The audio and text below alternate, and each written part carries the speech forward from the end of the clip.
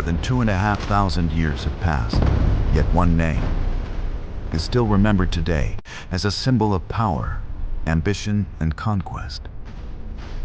And that name is Alexander the Great, a conqueror, who in his short life completely changed the map of the world at just 20 years of age after taking the throne, within only a few years from Greece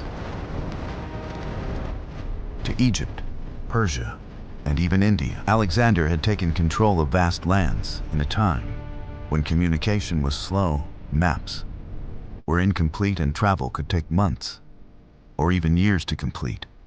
Alexander managed to build one of the greatest empires in the history of the world by combining Greek philosophy, Persian systems, and Eastern traditions. He created something the world had never seen before. But how did Alexander manage to achieve all of this? Was he truly great? Or just an ambitious young king who conquered everything, but could never conquer himself? Let's find out in today's video. Alexander was born in 356 BC in ancient Greece, in the capital city of Pella in Macedonia. His father was Philip II, the king of Macedon, and his mother's name was Olympias, who was one of Philip's 7 wives. Since Alexander was a prince, he received all the privileges that a king's son would normally get. Plutarch, in his book The Life of Alexander, writes that private tutors were appointed for Alexander's education. One of them was Leonidas, who was a relative of Philip. Leonidas was a strict teacher, and he trained Alexander in combat, horse riding, and military tactics in a very disciplined and tough manner. After a few years, another teacher was appointed, whose name was Lysimachus,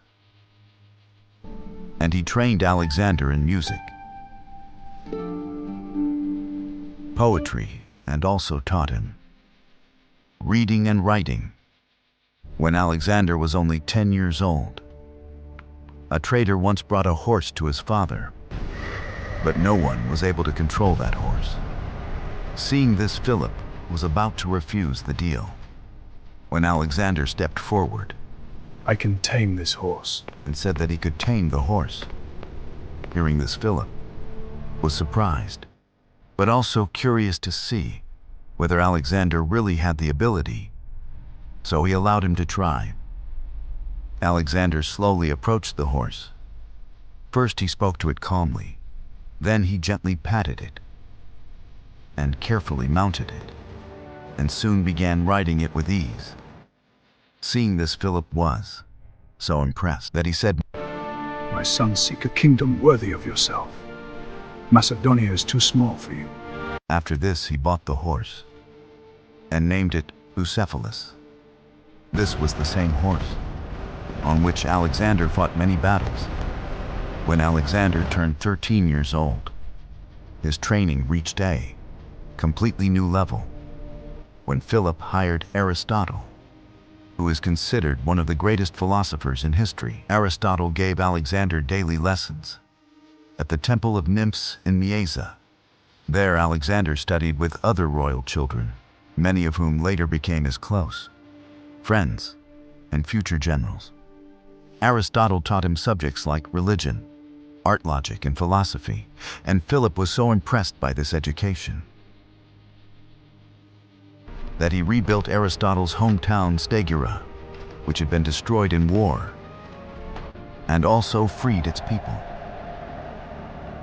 Alexander's first real challenge came when he was just 16 years old. Philip had gone to fight a war and left Alexander in charge of the kingdom. This was a huge responsibility, and some people thought it was an opportunity.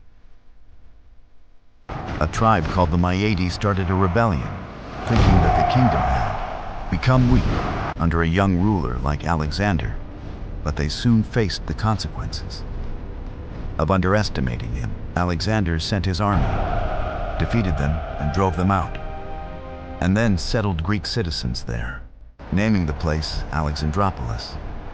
when Philip returned and saw how Alexander handled the situation, he was deeply impressed and gave him command of a small army and responsibility for handling future revolts. For the next few years, Alexander joined his father in military campaigns. They defeated several kingdoms, and then came the Battle of Chaeronea, where they faced Athens and Thebes. Philip commanded the right wing, while Alexander led the left wing, and he led it brilliantly, helping secure victory. After this, most of Greece came under Philip's control. After success in Greece, Philip turned his attention towards the Persian Empire, and once again left Alexander in charge of the kingdom. We ride at first light. The Persians will break here. Move the companion cavalry to the right flank. Attack! While he prepared for war, Alexander handled the responsibility well. But when Philip returned, he made a decision that would change everything. He decided to marry again. His new wife was Cleopatra, Eurydice. This created a serious problem for Alexander's future as king, because Cleopatra was a pure Macedonian, while Alexander was only half Macedonian. This meant that if Cleopatra had a son, he could become the rightful heir, according to Plutarch.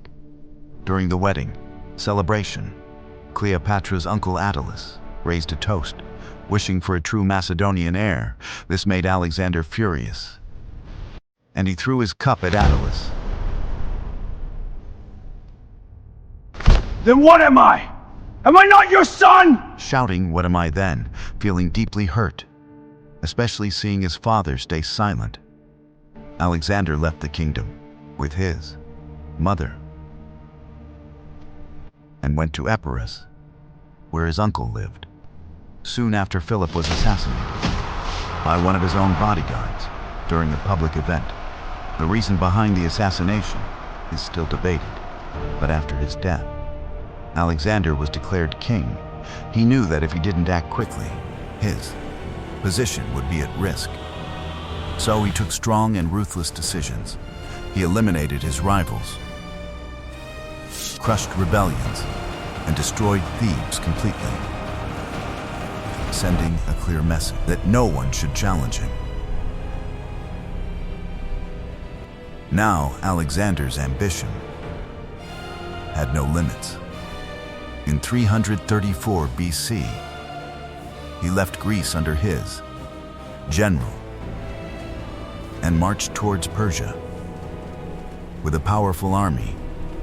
His first major battle was at the Granicus River, where he faced Persian forces. And despite the difficulty, he led from the front and secured victory. He continued capturing cities, moving deeper into enemy territory. At Gordium, he cut the famous knot, symbolizing his destiny to rule Asia. Soon he faced Darius III in a major battle, and despite being outnumbered, his strategy gave him victory, forcing Darius to flee. As his power grew, many kingdoms surrendered without even fighting. And by 332 BC, he had taken control of Syria and surrounding regions. Then came the siege of Tyre, a strong island city, which he captured after months of effort by building a path through the sea.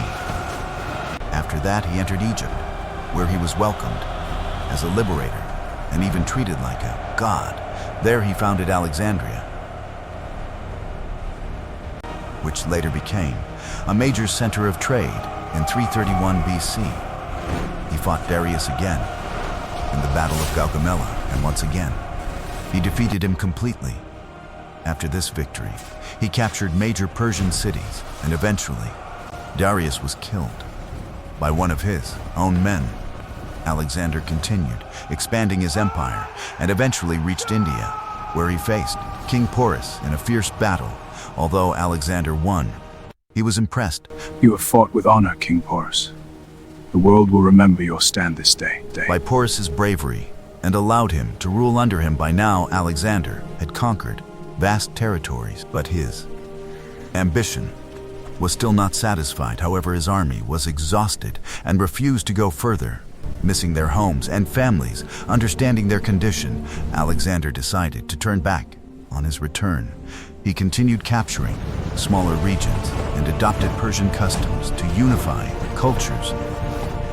In 323 BC, he reached Babylon and began planning new campaigns, but during this time, he fell seriously ill, and after days of suffering, at just 32 years old, Alexander died. His death shocked the entire world and left his empire without a clear future.